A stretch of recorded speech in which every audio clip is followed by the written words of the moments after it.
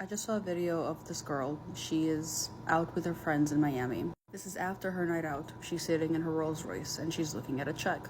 The check is for all the alcohol she spent money on in the previous night when she was out with her friends.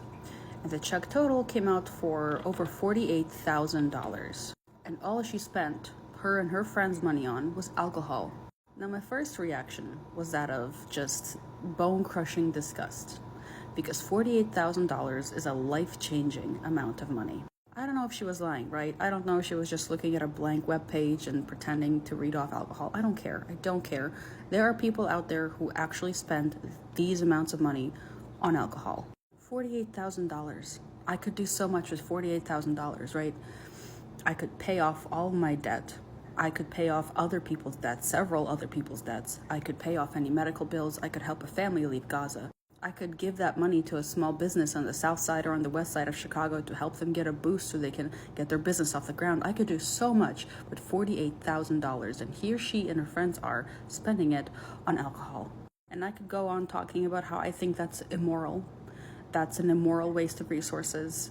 I could talk about alcoholism. I could talk about alcoholism all day. Not necessarily in a negative way, too. I understand what the function of alcohol is in people's lives. I understand the importance of it, right? That's not the point. But then I got to thinking how when people get their first taste of comfort, their first taste of excess, they overindulge. They can overindulge for just a little bit until the resources run out, or they can overindulge for a very, very long time, for as long as they have the resources. Either way, they overindulge. And a part of that is probably because of the fear that you will never have this again. This comfort is fleeting, so you have to be comfortable right now. And this is something we see time and time again with all kinds of people, no matter where they're from. If you come from nothing and you suddenly have something, you're going to dive right in, even if it is to your own detriment. And it all goes back to safety, to the feeling of relief.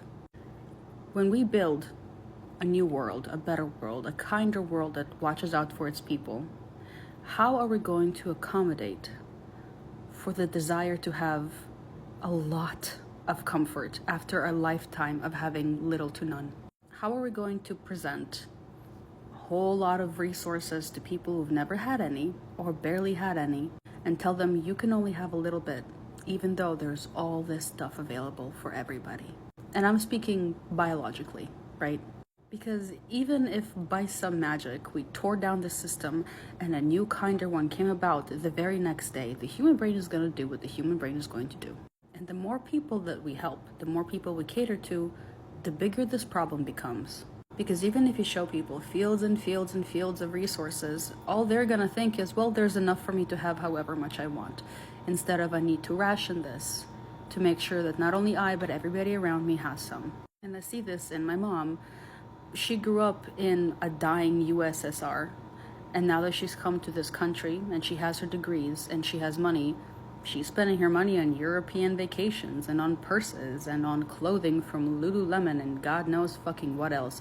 Perfumes. She loves perfumes. She doesn't need all that stuff. She doesn't, but now that she can have it, she will fight tooth and nail for her right to do so, because she worked for it. When I first started working, I worked in food service.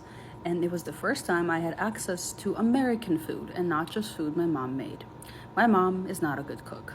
So when I had access to burgers and fries and onion rings and hot dogs and anything, food that was good, that I really liked eating, I ate that. I would spend so much money eating just that. And you know what? I've worked since I was 14. I'm 28 now. That hasn't stopped. I could be cooking my own food. But there's better food made easier if I just buy it. If I spend a lot more money that I shouldn't on food to come to me, right? Good food to come to me. That has never stopped. I see that I have some access to these resources and I cannot help myself. No matter how logically I know that it would be better if I didn't. Now I know that my problem could be solved with community. I have a hard time cooking, right?